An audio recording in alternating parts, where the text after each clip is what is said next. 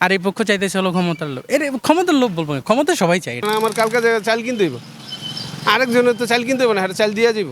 তারা আসলে কি দেশটাকে আফগানিস্তান বানায়? ভয় আছে, মেয়েদের ভয় আছে। অতীতে যারাই তাড়াহুড়া করছে তারাই সফলতার থেকে বঞ্চিত হয়েছে। আমি বলবো কি তারা দুই পক্ষেরই উচিত, এই পক্ষ দিতে পারছে না হয়তো এই পক্ষের চাপে, আর এই পক্ষ চাইতেছে হলো ক্ষমতার লোভ। এর ক্ষমতার লোভ বলবো না, ক্ষমতা সবাই চাই। এটা আমি যদি যাই, আমিও দুই দিনের ভিতরে আমিও ক্ষমতার মানে ক্ষমতা এমন একটা জিনিস যে 2 মিনিটের ভিতরেই চাইবো কি আরও কয়েকদিন যদি থাকতে পারতাম। বাট আমি মনে করি আমি যতটুকু অন্তর্বর্তী সরকারের প্রধান যিনি, অনেকে বলে উনি টাকাই করছে সে করছে, আমার ওনার প্রতি অনেক আশা এবং ওনার প্রতি অনেক রেসপেক্ট আছে, কারণ উনি যতটুকু অর্থনৈতিকভাবে করতেছে ওনার কোনো মধ্যে স্বার্থ নাই।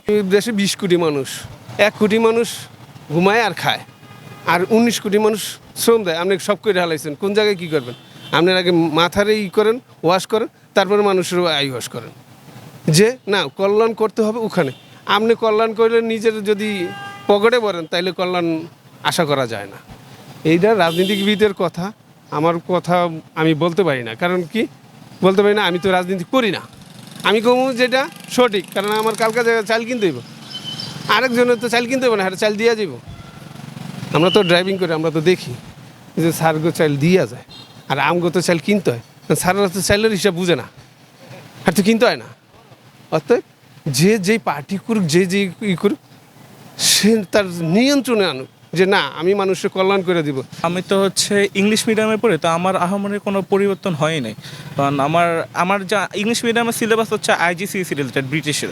তো আমার বাংলাদেশে মানে পলিটিক্যাল কিছু দিয়ে কোনো চেঞ্জ হয় না। আসলে একটা জিনিস বলা যায় যে বাংলাদেশে যে এত কিছু হয়েছে, এর মাঝখানে আমাদের অনলাইন ক্লাস শুরু হয়েছিল। এখন অনলাইন ক্লাসের মধ্যে অনেক স্টুডেন্টের উইক হয়ে যায়।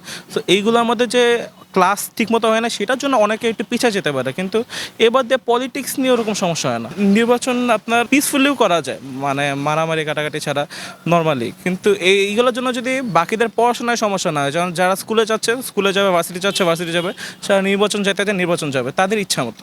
মানুষ তো অনেক ধরনের কথাই বলবে, তাই না?